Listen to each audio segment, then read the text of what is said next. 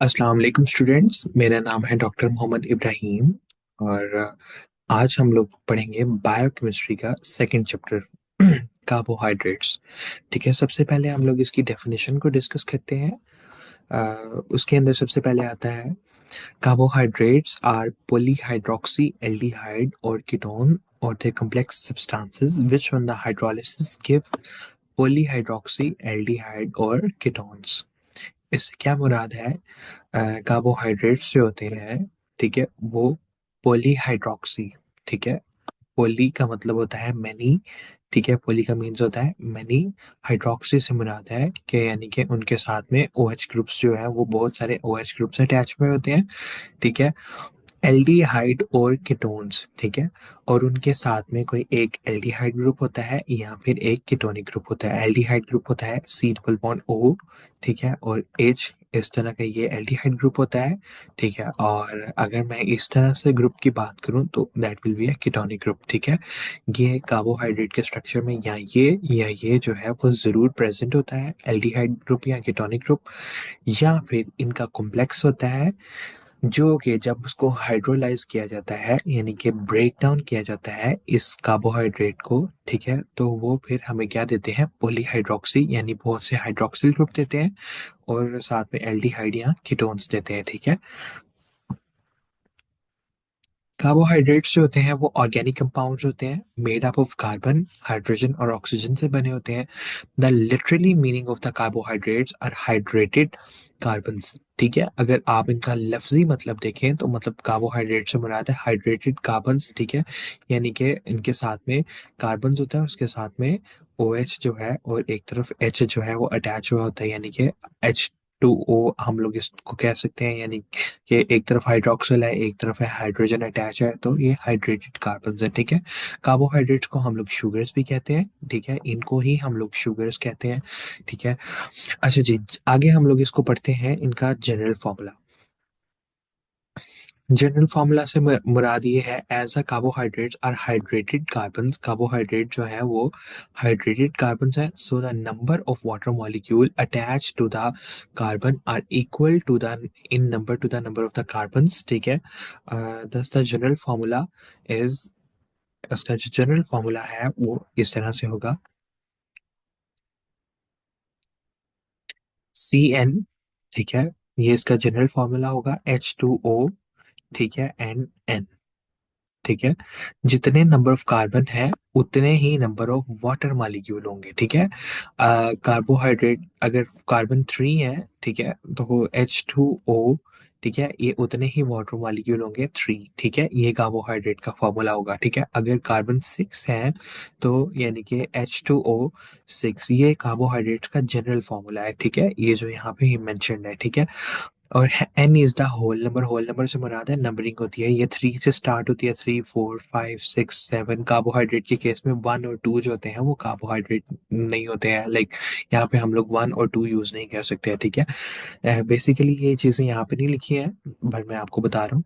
As a carbohydrate और hydrated carbon, जितने number of water molecule होंगे, ठीक है, उतने ही कार्बन भी उसके साथ में अटैच होते हैं, ठीक है। दस द जनरल फॉर्मूला जो है वो इसका मेंशन्ड है, ठीक है।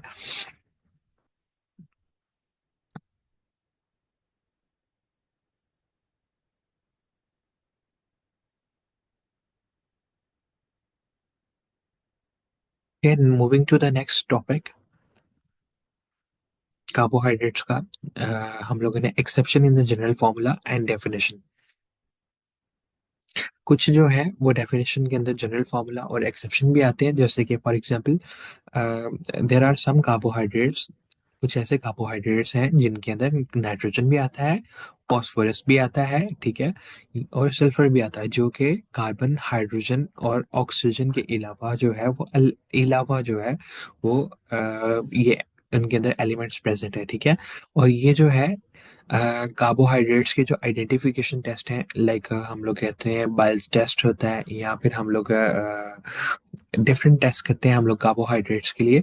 ठीक है, उनको ये पॉजिटिव टेस्ट देते हैं। ठीक है, in addition to carbon, carbon hydrogen और ऑक्सीजन के अलावा उनके अंदर सल्फर या नाइट्रोजन या फास्फोरस भी हो सकता है। रेमनोज का जो फार्मूला है, एक और ये एक एक्सेप्शन हो गया है। ठीक है, दूसरी एक्सेप्शन ये है, एक्सेप्शन से मुराद है कि अलावा, या एक्सेप्शन कहते हैं कि ये भी हो सकता है इसके अंदर। ठीक है, अच्छा जी, रेमनोस का जो फॉर्मूला है वो C6H12। ठीक है, अगर आप देखें तो हम लोगों ने जो जनरल फार्मूला पढ़ा था उसके मुताबिक CH2O।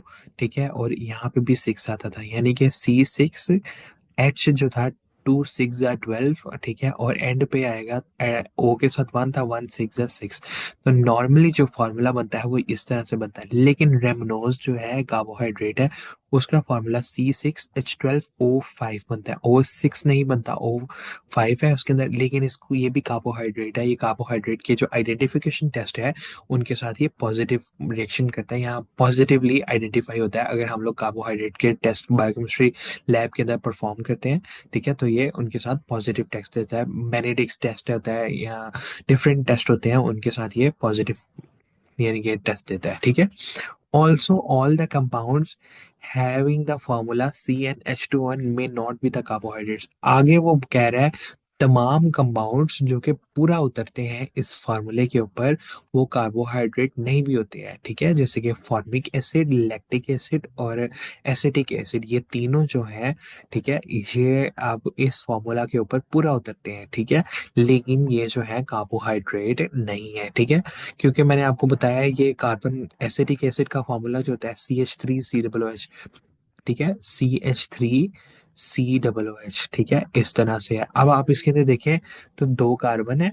ठीक है, और उसके बाद 4 हाइड्रोजन है, और उस तरह से जो है 2 ऑक्सीजन है। ठीक है, अब वो ये जो है इस फार्मूले को वेरीफाई कर रहा है, लेकिन जो है ये कार्बोहाइड्रेट नहीं है। मैंने आपको बात बताई है, कार्बोहाइड्रेट्स जो है कार्बन 3 से शुरू होते हैं। ठीक है, ये C3, उसके बाद H6 आएगा, उसके बाद O3 आ जाएगा, इस तरह से। ठीक है, बट आप लोग इसको इस तरह से याद रखेंगे, आप लोग फॉर बीइंग इजी, आप लोग इतना लंबी चौड़ी डिटेल में जाने की जरूरत नहीं है। उसके अंदर हम लोग इसको डिस्कस करेंगे कि फॉर्मिक एसिड और लैक्टिक एसिड और एसिटिक एसिड जो है वो इस फार्मूले को वेरीफाई करते हैं, यानी इस फार्मूले के ऊपर पूरा उतरते हैं, लेकिन वो कार्बोहाइड्रेट नहीं है, और ये उसकी एक्सेप्शन है। ठीक है, ओके जी, moving to the next heading. Next के अंदर हम लोग पढ़ते हैं कैरेक्टरिस्टिक्स ऑफ कार्बोहाइड्रेट्स। कार्बोहाइड्रेट्स के क्या कैरेक्टरिस्टिक्स हैं?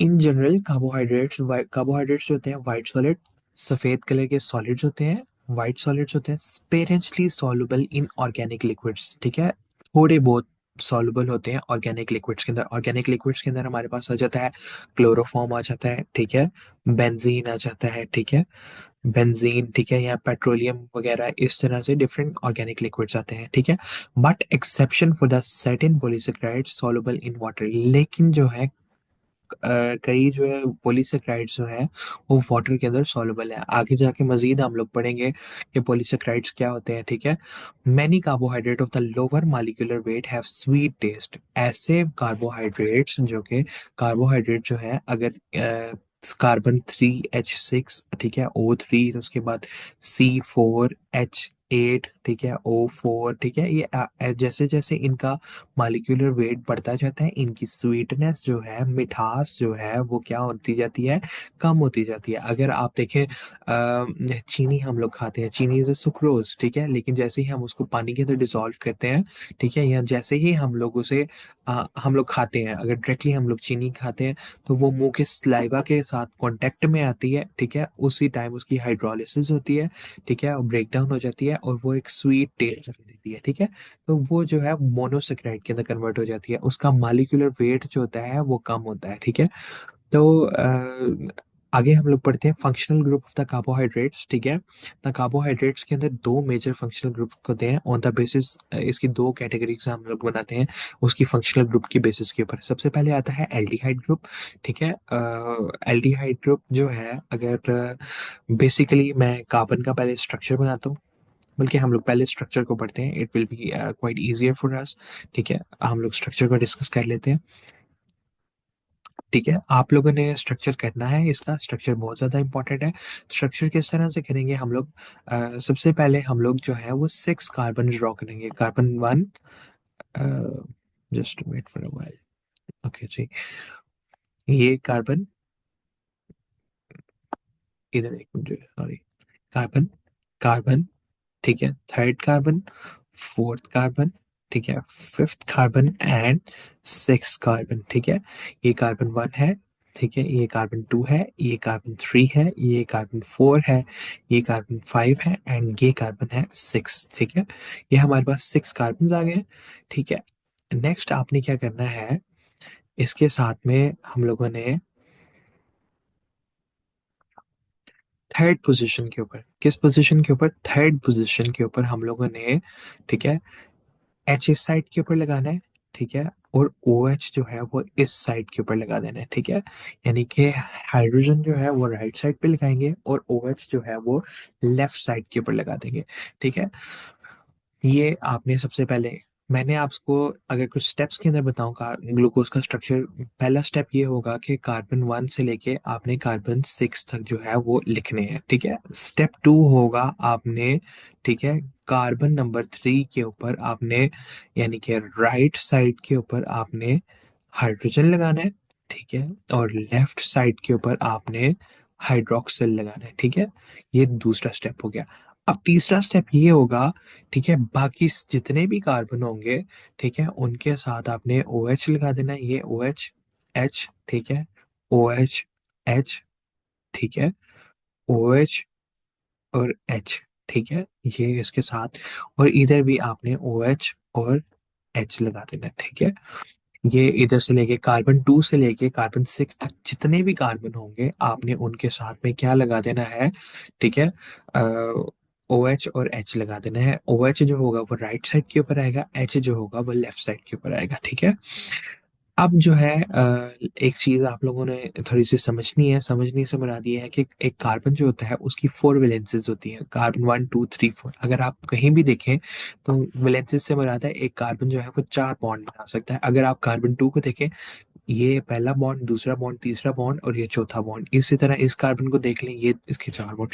लेकिन लास्ट वाला कार्बन जो है उसके सिर्फ 3 बॉन्ड बन रहे हैं। आपने उसकी वैलेंसी पूरी करने के लिए एक बॉन्ड उसका हाइड्रोजन के साथ बना देना है, जो कि हमें यहाँ पे ये शो कर रहा है कि H2 दो एच है और एक क्या है, ओ एच है। ठीक है, ये सारी चीज को आपने प्रेजेंट करना है। ठीक है, यहाँ पे ओ एच, एच और ये भी ओ एच, एच, ये कार्बन 3 के ऊपर एच ओ एच और एच ओ एच और एच। ठीक है, तो आपने क्या करना है, C2 से लेके C6 तक आपने लेफ्ट, यानी कि राइट साइड के ऊपर, राइट साइड के ऊपर आपने ओ एच लगाना है और लेफ्ट साइड के ऊपर आपने एच लगा देना है। ठीक है, that will be quite easier for you. ठीक है, एक लास्ट स्टेप आपने अब क्या करना है, लास्ट स्टेप के अंदर हमारे पास ये आएगा कि हम लोग कार्बन 1 के ऊपर, ठीक है, एक फंक्शनल ग्रुप लगाएंगे। ठीक है, सी डबल बॉन्ड ओ और एच। ठीक है, that is known as aldehyde group. उसे हम लोग क्या कहते हैं, एल्डिहाइड ग्रुप। ठीक है, उसे हम लोग क्या बोलते हैं, एल्डिहाइड ग्रुप। तो चौथे नंबर के ऊपर कार्बन 1 के ऊपर हम लोगों ने एल्डिहाइड ग्रुप लगा देना है, एल्डिहाइड ग्रुप। ठीक है, तो हमारा जो ग्लूकोज का जो स्ट्रक्चर है वो इजीली मतलब रेडी हो जाएगा और ये बहुत ही इजी है। ठीक है, और इसके अंदर कोई भी जो है वो ऐसा मुश्किल चीज़ नहीं है। अगर मैं इसको रिवाइज कर दूं आप लोगों के लिए, तो आपको मैं रिवाइज करवा देता हूँ कि सबसे पहले हम लोगों ने कार्बन 1 से लेके कार्बन 6 तक लिखना है। फिर आप लोगों ने कार्बन 3 के ऊपर हाइड्रोजन और इस साइड के ऊपर आपने ओ एच लगाना है, यानी कि राइट साइड के ऊपर हाइड्रोजन होगा और लेफ्ट साइड के ऊपर हाइड्रोक्सिल ग्रुप होगा। ठीक है, फिर कार्बन 2 से लेके कार्बन 6 तक जो होगा, राइट साइड के ऊपर हाइड्रोक्सिल ग्रुप होगा और लेफ्ट साइड के ऊपर हाइड्रोजन होगा। ठीक है, इस तरह से ये तरतीब लिखनी है। फिर कार्बन 6 की आपने वैलेंसी पूरी करनी है, इसके साथ में एक एडिशनल हाइड्रोजन आएगा। ठीक है, और यहाँ पे आपने एल्डिहाइड ग्रुप अटैच कर देना है। ठीक है, तो ये ग्लूकोज का जो स्ट्रक्चर है, जो लीनियर स्ट्रक्चर है, वो जो है वो रेडी हो जाएगा और ये बहुत ही ज्यादा इजी है, इसके अंदर कोई भी प्रॉब्लम नहीं है। ठीक है, अच्छा जी, अब हम लोग पढ़ते हैं इसका जो साइक्लिक स्ट्रक्चर है। ठीक है। ग्लूकोज जो है दो स्टेट्स के अंदर पाया जाता है। ठीक है, साइक्लिक स्ट्रक्चर के अंदर भी पाया जाता है और लीनियर स्ट्रक्चर के अंदर भी पाया जाता है। ठीक है, तो हम लोग इसको भी डिस्कस करते हैं और उसको भी डिस्कस करते हैं। दोनों बहुत ही इक्वली इंपॉर्टेंट है। अभी रिसेंटली जो है वो पंजाब फार्मेसी काउंसिल के पेपर में ये दोनों स्ट्रक्चर आए हुए थे। ठीक है, तो आप लोगों ने इसको बहुत ध्यान से करना है। ठीक है। अच्छा जी, बेसिकली होता ही है कि कार्बन वन जो है वो बेसिकली कार्बन फाइव के ऊपर अटैक करता है। ठीक है, ये इधर से लेके इधर तक। ठीक है, इसका जो ये ऑक्सीजन होता है बेसिकली ये जो है कार्बन के साथ बॉन्ड बनाता है। ठीक है, इसका जो ऑक्सीजन है ये कार्बन के साथ बॉन्ड बनाता है, जो कि ये ऑक्सीजन जो है उसको प्रेजेंट किया गया है। आपको मैं मजीद जो है वो स्ट्रक्चर बना के दिखाता हूँ तो आपके लिए इजी हो जाएगा। ठीक है, इसके अंदर ये आएगा ऑक्सीजन। ठीक है, ये ईच कॉर्नर रिप्रेजेंट आ कार्बन, हर एक कॉर्नर जो है वो एक कार्बन को रिप्रेजेंट कर रही है। ये भी एक कार्बन है। ठीक है, ये भी एक कार्बन है। ठीक है, थर्ड ये कार्बन है। ठीक है, फोर्थ ये कार्बन है। ठीक है, ये फिफ्थ ये कार्बन है और ये एक कार्बन बाहर है। ठीक है, अब हम लोग अगर देखें, अगर मैं ये वाला स्ट्रक्चर है अगर मैं इसको लटा दूं से मुराद ये है। ठीक है, कि यानी कि 1 2 3 4 5 और 6। ठीक है, तो ये ओ एच जो है इसका ये ओ एच नीचे आ जाएगा। ठीक है, ये अगर कार्बन टू को देखें आप तो एच ऊपर आ जाएगा, फिर एच नीचे आ जाएगा, ओ एच जो है वो ऊपर आ जाएगा। ठीक है, और एच जो है ओ एच ऊपर आ जाएगा। ठीक है, और एच जो है वो नीचे। इस तरह से ही हम लोग अगर इसको देखें, ठीक है, तो इसका जो स्ट्रक्चर है वो भी इसका मिलता जुलता है। ठीक है, ये देखिए सर, आप ये कार्बन वन है, कार्बन टू है, कार्बन थ्री है, कार्बन फोर है, ये कार्बन फाइव है और ये कार्बन सिक्स है। ठीक है, अब हमारा लीनियर स्ट्रक्चर को ही आप लोगों ने देखना है। लीनियर स्ट्रक्चर के अंदर, ठीक है, कार्बन टू के ऊपर आपने देखना है। ठीक है, अगर मैंने आपको बात की है, अगर हम लोग इसी स्ट्रक्चर को जो है वो हम लोग अगर देसी जुबान के अंदर बात करें तो इसको लटा दें से मुराद ये है कि, ठीक है, कार्बन टू के ऊपर अगर आप देखें तो ओ एच नीचे है, ओ एच है। ठीक है, अगर आप इसको लटाएंगे, ठीक है, कार्बन और कार्बन और कार्बन, तो ओ एच नीचे आएगा और एच जो है वो ऊपर आएगा। ठीक है, तो इस तरह से ही हम लोग यहाँ पे ओ एच और एच लगाएंगे। ठीक है, फिर कार्बन थ्री की बात करते हैं। ठीक है, कार्बन थ्री जो है वो इसका एच नीचे आएगा और ओ एच जो है वो ऊपर आ जाएगा। ठीक है, इस तरह से, यानी कि ये अगर आप इसका कार्बन थ्री देखें तो एच जो है वो नीचे आ जाएगा और ओ एच जो है वो ऊपर आ जाएगा। फिर आप कार्बन फोर की बात करें, ठीक है, तो ओ एच जो है वो नीचे आ जाएगा और एच जो है वो ऊपर आ जाएगा। ठीक है, तो ओ एच जो है इसका बाहर आएगा। ठीक है, और एच जो है वो इसका ऊपर आ जाएगा। ठीक है, फिर कार्बन फाइव की बात करें तो कार्बन फाइव की तीन वैलेंसेस जो है पूरी है। ठीक है, तीन वैलेंसेस जो है यानी कि कार्बन चार बॉन्ड बना सकता है। तो कार्बन के बॉन्ड जो है वो पूरे हैं, तो इसके साथ में जस्ट एक जो है वो हाइड्रोजन ही अटैच होगा। ठीक है, यहाँ पे फिलहाल के लिए। ठीक है, और इस कार्बन के साथ में एक ओ एच नीचे आ जाएगा और एक ओ एच जो है एच जो है वो ऊपर आ जाएगा। इसकी भी वैलेंसी पूरी करने के लिए C H two O H. ठीक है, मैंने आपको समझाने की काफी कोशिश की है। ठीक है, इन केस आपको अगर नहीं समझ आई है, आप मजीद जो है वो फिजिकली टीचर से पूछ सकते हैं और वो आपको बेहतर समझा देंगे। ठीक है, वैसे मैंने आपके सारे कंसेप्ट को क्लियर करने की भरपूर कोशिश की है। ठीक है, एक दफ़ा स्ट्रक्चर को मैं दोबारा से जो है वो रिपीट कर देता हूँ। रिपीट करने से मुराद ये है कि सबसे पहले जो कार्बन है कार्बन वन है, ये कार्बन टू है, कार्बन थ्री है, कार्बन फोर है, कार्बन फाइव है और कार्बन सिक्स है। ठीक है, तो इसके अंदर आपने तरतीब का ख्याल रखना है। ठीक है, तरतीब इस तरह से होगी, सिर्फ आप इसको इस तरह से याद रखेंगे कि एच ऊपर आएगा और ओ एच नीचे आएगा। ठीक है, दूसरे कार्बन के अंदर भी इसी तरह से होगा, एच ऊपर आएगा ओ एच नीचे। तीसरे कार्बन के अंदर थोड़ी सी चेंजिंग आएगी, यानी कि उल्टा हो जाएगा, ओ एच ऊपर और एच नीचे। फोर्थ कार्बन के अंदर भी प्रीवियस वाला, और फिफ्थ कार्बन के अंदर हाइड्रोजन है और ऊपर C H two O H लगा हुआ है। ठीक है, सिर्फ ये इसकी अरेंजमेंट जो है वो आप लोगों ने याद रखनी है। ठीक है,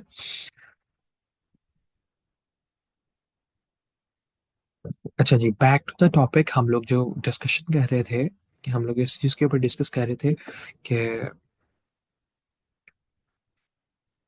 ठीक है, अब हम लोग डिस्कस कर रहे थे कि कार्बोहाइड्रेट्स जो होते हैं उनके अंदर दो तरह के फंक्शनल ग्रुप्स होते हैं, एक है एल्डिहाइडिक ग्रुप और एक है कीटोनिक ग्रुप। ठीक है, अभी हम लोगों ने जो ग्लूकोज के अंदर जो ग्रुप पढ़ा है उसे हम लोग एल्डिहाइडिक ग्रुप कहते हैं।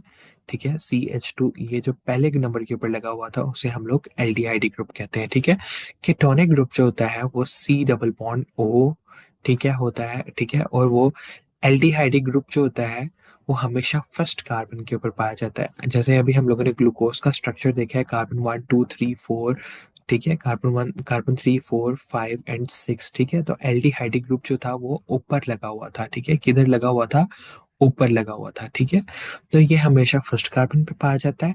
और ऐसे कार्बोहाइड्रेट्स जिनके पास एल्डिहाइड ग्रुप होता है उनको हम लोग एल्डोजिस कहते हैं। ठीक है, और ये हमेशा सेकंड कार्बन के ऊपर पाया जाता है, यानी कि कीटोनिक ग्रुप जो होता है, यानी कि कार्बन 1।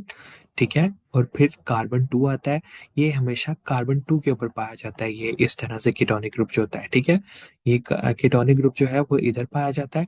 ठीक है, कार्बन 3 4 5 और 6। ठीक है, और इनको हम लोग कीटोसिस का नाम देते हैं। किसका नाम देते हैं? हम लोग इनको कीटोसिस का नाम देते हैं। ठीक है, यानी कि ऐसे शुगर्स जिनके अंदर या ऐसे कार्बोहाइड्रेट्स जिनके अंदर कीटोनिक ग्रुप पाया जाता है उनको हम लोग कीटोसिस का नाम देते हैं। ठीक है, अच्छा जी, आगे हमारे पास आ जाते हैं जी सोर्सेस ऑफ कार्बोहाइड्रेट्स। ये बहुत ज़्यादा इंपॉर्टेंट है। अभी जो प्रीवियस पेपर्स हुए हैं 2024 के दिसंबर के अंदर, ठीक है, तो इनके अंदर ये वाला जो है टॉपिक आया हुआ था एज ए क्वेश्चन। ठीक है, SCQ के तौर पे आया हुआ था। Carbohydrates are the natural compounds. Carbohydrates होते हैं वो नेचुरल कंपाउंड्स होते हैं और उनका बेसिक सोर्स है प्लांट्स। प्लांट से हासिल किए जाते हैं। ठीक है, और कार्बोहाइड्रेट्स का जो चीफ सोर्स है जो हम लोग इस्तेमाल करते हैं, सीरियल्स, जो अनाज वगैरह, स्टार्च, जैसे रोटी के अंदर जो है बहुत ज़्यादा स्टार्च पाया जाता है। हम लोग जो खाते हैं गंदम वगैरह उसके अंदर स्टार्च पाया जाता है जो है हमें एनर्जी प्रोवाइड करता है। ठीक है, तो गंदम जो है वो हम लोग कहाँ से हासिल करते हैं? प्लांट से हासिल करते हैं। ठीक है, अच्छा जी, other source of the carbohydrates, दूसरे सोर्स का कार्बोहाइड्रेट्स के क्या है? वेजिटेबल्स हैं। वेजिटेबल्स जैसे कि पोटैटो है। ठीक है, आलू, कैरेट्स हैं। ठीक है, बीट्स हैं। ठीक है, उसके बाद लेग्यूम्स, दालें वगैरह हैं जिसके अंदर पीनट्स आ जाती हैं, ये लेंटिसल्स आ जाती हैं। ठीक है, उसके बाद फ्रूट्स हैं। ठीक है, फ्रूट्स जो बहुत मीठे हों बेशक, जो है नॉन स्वीट फ्रूट्स, ठीक है, बेशक ना मीठे हो, ठीक है, उनके अंदर क्या पाया जाता है? कार्बोहाइड्रेट्स पाए जाते हैं। ठीक है,